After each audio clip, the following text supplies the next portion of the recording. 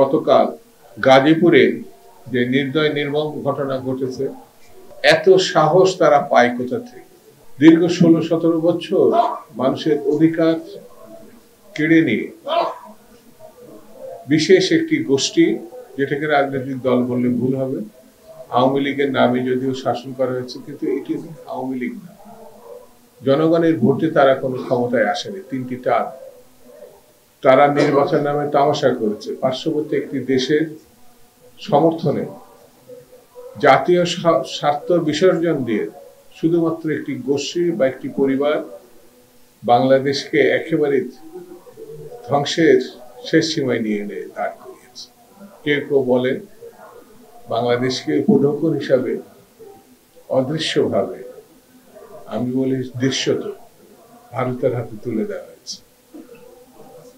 বন্ধুরা, এই পরিবর্তনের পর সকল মানুষ, দেশবাসী, এমনকি বিশ্ববাসী প্রত্যাশা করেছিল বাংলাদেশে জনগণের ক্ষমতায়ন করা হবে, তাদের হারিয়ে যাওয়া ভোটাধিকার ফিরিয়ে দেওয়া হবে। সেই ভোটাধিকার ফিরিয়ে পাওয়ার প্রেক্ষিতে তারা যাকে বা যে দলকে পছন্দ করবে তাদেরকে নির্বাচিত করবে, দেশ গণতন্ত্রের পথে ফিরে আসবে।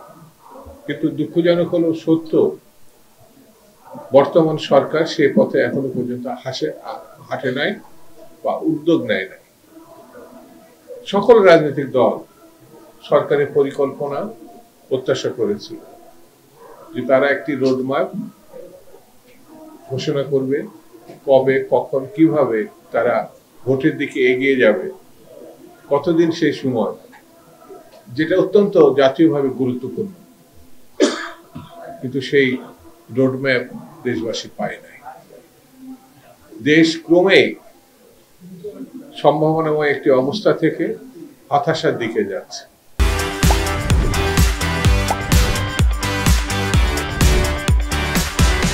বাজাজ সিন্ডিকেট ভেঙে ফেলতে পারেনি এই সরকার। যেটা হাসিনার আমলে ছিল সেটা এখনো আছে।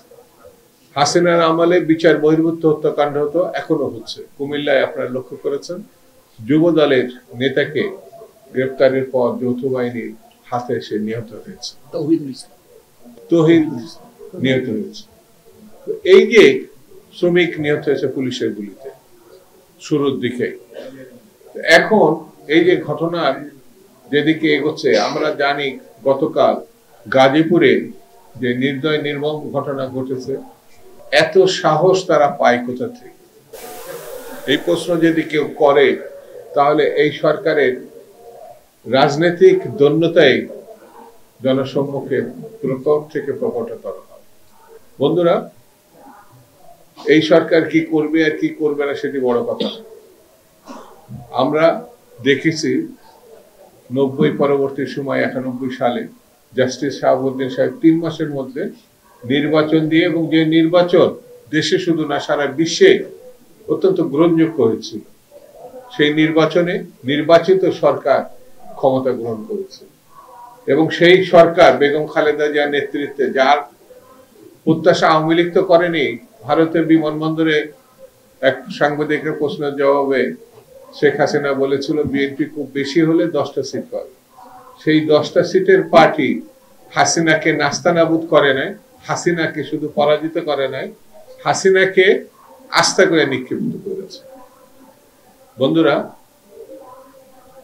আমি বেশি কথা আজকে বলবো না, শুধু এতটুকু বলি, হয়তো আরেকটি লড়াইয়ের প্রশ্ন দেখা দেবে। সরকার যদি ঘুষে আসে তাহলে জাতি, দেশ এবং সরকারের জন্য ভালো। আর তা যদি না হয় তাহলে বুঝতে হবে এই জাতি কখনো কাউকে ছেড়ে দেয় নাই, কখনো কাউকে ছেড়ে দেয়।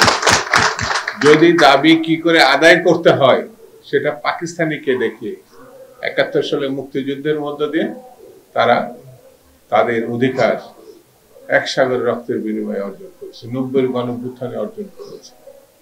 সর্বশেষ 24-এ ছাত্র জনতা যে সাহস দেখিয়েছে, এই সাহসী জাতি হচ্ছে বাংলাদেশি জাতি। সেই জাতির কাছে কেউ যদি সিদ্ধান্ত নিতে গড়িমসি করে, তাহলে কি করে সিদ্ধান্ত নেওয়াতে হয় সেই জাতি কিন্তু জানে।